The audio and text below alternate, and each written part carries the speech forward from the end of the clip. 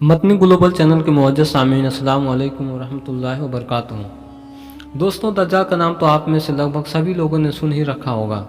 अगर फिर भी आप लोगों में से दज्जाल के बारे में नहीं जानते हैं तो मैं उसको बताता चलूं कि दज्जाल का कॉन्सेप्ट इस्लाम धर्म में पाया जाता है।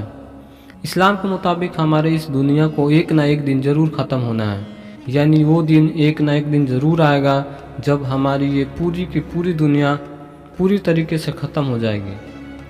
न सिर्फ ख़त्म हो जाएगी बल्कि दुनिया में बसने वाले हर इंसान को अपनी ज़िंदगी में किए गए हर अच्छे और बुरे काम का हिसाब भी देना होगा, और इसी दिन को क़यामत के दिन से जाना जाता है। अब ये क़यामत का दिन एग्जैक्टली कब आएगा इसके बारे में तो किसी को भी नहीं पता है, लेकिन इस्लाम धर्म की बड़ी बड़ी किताबों में कुछ ऐसी चीज़ें ज़रूर मेंशन की गई हैं जिन चीज़ों के कंप्लीट होने के बाद ही क़यामत आएगी। हदीसों की किताबों में क़यामत की निशानी के तौर पर मेंशन की गई बहुत सारी निशानियों में से एक बड़ी निशानी दज्जाल का आना भी है। यानी ये माना जाता है कि हमारी दुनिया के बिल्कुल आखिरी दौर में और क़यामत के आने से पहले हमारी इस दुनिया में दज्जाल आएगा। दज्जाल नाम का ये फितना कितना ज़्यादा ख़तरनाक होगा, इस बात का अंदाज़ा आप लोग इस बात से भी लगा सकते हैं कि इस ख़तरनाक फितने से न सिर्फ पैगंबर हज़रत मोहम्मद मुस्तफ़ा सल्लल्लाहु अलैहि वसल्लम ने ही खबरदार किया है, बल्कि उनसे पहले आने वाले तमाम अंबिया अलैहिमुस्सलाम ने यानी प्रॉफिट्स ने भी वक्त वक्त पर अपने तमाम लोगों को इस ख़तरनाक चीज़ से खबरदार किया है। न सिर्फ खबरदार किया है बल्कि इससे बचने के तरीके भी बताए हैं।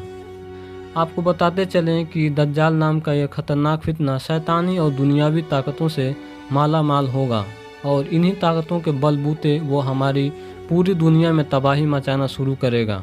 लेकिन दोस्तों, आप लोगों को जानकर शायद हैरानी होगी कि क़यामत से पहले आने वाले इस ख़तरनाक दज्जाल का तुर्की के साथ भी एक अहम रिश्ता है, क्योंकि बड़ी बड़ी हदीसों की किताबों में ये बात क्लियर हो जाती है कि तुर्की और दज्जाल के बीच एक अहम रिश्ता है। अब ये रिश्ता क्या है, यही सब कुछ आज की इस वीडियो में जानने की कोशिश करेंगे। साथ ही साथ हम आपको ये भी बताएंगे कि आखिर दज्जाल की हमारे इस दुनिया में आने से ठीक पहले तुर्की के साथ क्या होगा।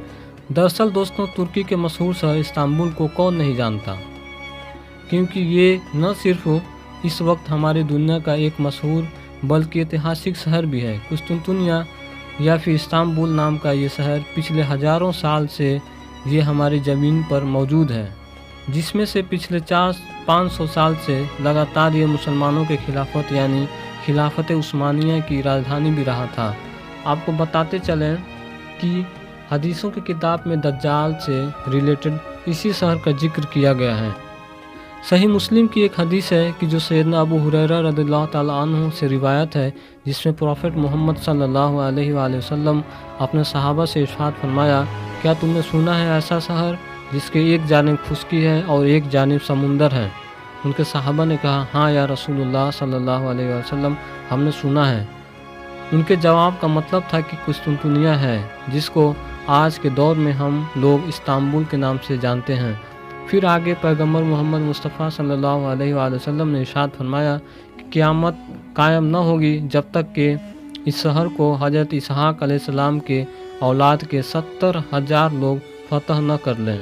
लिहाजा जब वो इस शहर के पास आएंगे तो उतर पड़ेंगे, न वो हथियार से लड़ेंगे और न ही तीर मारेंगे। वो कहेंगे ला इलाहा इल्लल्लाह वल्लाहु अकबर, तो उसकी एक तरफ की दीवार जो दरिया में है गिर पड़ेगी। फिर दूसरी तकबीर कहेंगे तो दूसरी भी गिर पड़ेगी, और तीसरी तकबीर में ये शहर हर तरफ से खुल जाएगा, तो ये शहर में घुस पड़ेंगे। लेकिन जब ये मानी गनीमत आपस में तकसीम कर रहे होंगे तो अचानक से एक चीखने वाला कहेगा कि तुम लोग यहाँ माल बांट रहे हो और दज्जाल तुम्हारे घरों में आ चुका है। तब वो हर चीज़ को छोड़ देंगे और दज्जाल की तरफ पलटेंगे। आपको बताते चलें कि ये हदीस सही मुस्लिम में मौजूद है और इसका नंबर है 7333। दोस्तों, इस हदीस में कुछ ऐसी चीज़ें मेंशन है कि जो पिछले कई सदियों से लगातार बड़े बड़े मुस्लिम स्कॉलर के लिए भी न सुलझने वाले पहेली बने हुए हैं। सबसे पहले बात करते हैं बनु इसहाक़ की। दरअसल दोस्तों, इस حدیث میں بنو اسحاق کا ذکر کیا گیا ہے، اور ظاہر ہے یہ ایک ایسا ورڈ ہے جو شاید ہی کسی دوسری جگہ پر ذکر کیا گیا ہوگا، کیونکہ یہودیوں کو بھی قرآن اور حدیث کی کتابوں میں عام طور پر بنی اسرائیل ہی کہا گیا ہے، نہ کہ بنو اسحاق۔ اس لیے کچھ اسکالر کا یہ ماننا ہے کہ بنو اسحاق سے شاید اہل روم مراد ہے، کیونکہ اہل روم حضرت اسحاق علیہ السلام کے ایک بیٹی کی ہی اولاد سے ہیں۔ اس کے علاوہ کچھ اسکالر کا یہ بھی ماننا ہے کہ بنو اسحاق یعنی اسحاق علیہ السلام کے اولاد سے مراد وہ لوگ ہیں جو پہلے یہودی تھے اور بعد میں مسلمان بن گئے تھے، لیکن صحیح اور سچ کیا ہے یہ تو ہم میں سے کوئی بھی نہیں جانتا۔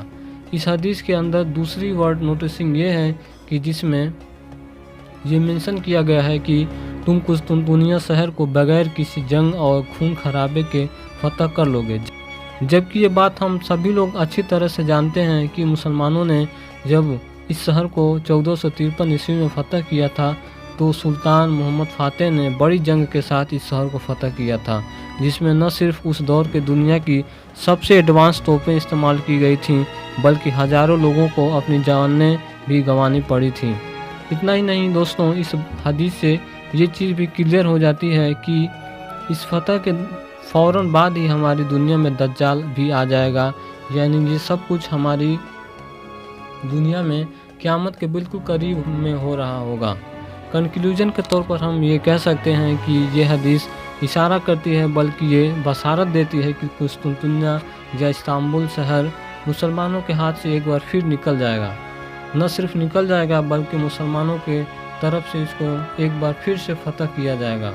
مدنی گلوبل چینل کے معزز ساتھیوں، بالکل اسی طرح کی ہی ایک حدیث حضرت عبداللہ ابن عمر ابن سعید سے بھی روایت کی جاتی ہے، جس میں پیغمبر حضرت محمد صلی اللہ علیہ وآلہ وسلم نے ارشاد فرمایا کہ تم شہر قسطنطنیہ کے لیے 3 بار جنگ کرو گے۔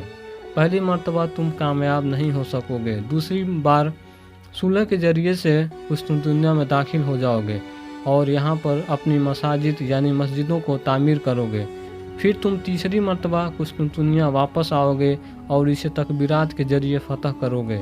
اتنا ہی نہیں، پیغمبر حضرت محمد صلی اللہ علیہ وآلہ وسلم نے آگے بھی ارشاد فرمایا کہ اس جنگ کے دوران 1/3 قسطنطنیہ منہدم ہو جائے گا، جبکہ ایک حصہ جل کر خاک ہو جائے گا اور صرف ایک حصہ ہی تم لوگوں کو مل سکے گا۔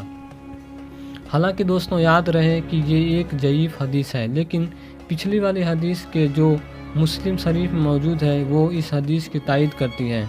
آپ کو بتاتے چلیں کہ جیسا کہ ہم سبھی لوگوں کو بڑے اچھی طرح سے معلوم ہے کہ جب 1453 میں سلطان محمد فاتح نے استنبول یعنی قسطنطنیہ کو فتح کیا تھا تو اس سے پہلے تک یہاں پر کوئی بھی مسجد نہیں ہوا کرتی تھی، تو اس حساب سے اب اس حدیث کے مطابق یہ کلیئر ہو گیا کہ یہ مسلمانوں کا قسطنطنیہ پر دوسرا حملہ تھا، کیونکہ اس میں بھی یہی مینشن کیا گیا ہے کہ تم کو دوسری حملے میں ہی کامیابی ملے گی۔ اس کے علاوہ اس فتح کے بعد ہی نہ صرف یہ شہر سلطنت عثمانیہ کی راجدھانی بن گیا تھا بلکہ اس میں عالیشان مسجدوں کا بننا بھی شروع ہو گیا تھا۔ حدیث کے مطابق اب قسطنطنیہ یا استنبول شہر کو تیسری فتح باقی ہے۔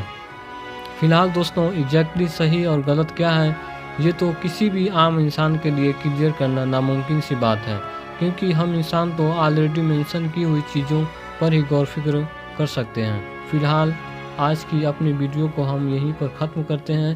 ویڈیو پسند آنے پر نہ صرف لائک کریں بلکہ اپنے فرینڈز کے ساتھ بھی ضرور شیئر کریں، اور اسی طرح کے نالجبل اور ہسٹوریکل ویڈیوز ہمیشہ دیکھنے کے لیے ہمارے اس چینل کو سبسکرائب کریں، ساتھ ہی بیل آئیکن کے بٹن کو بھی پریس کر دیں۔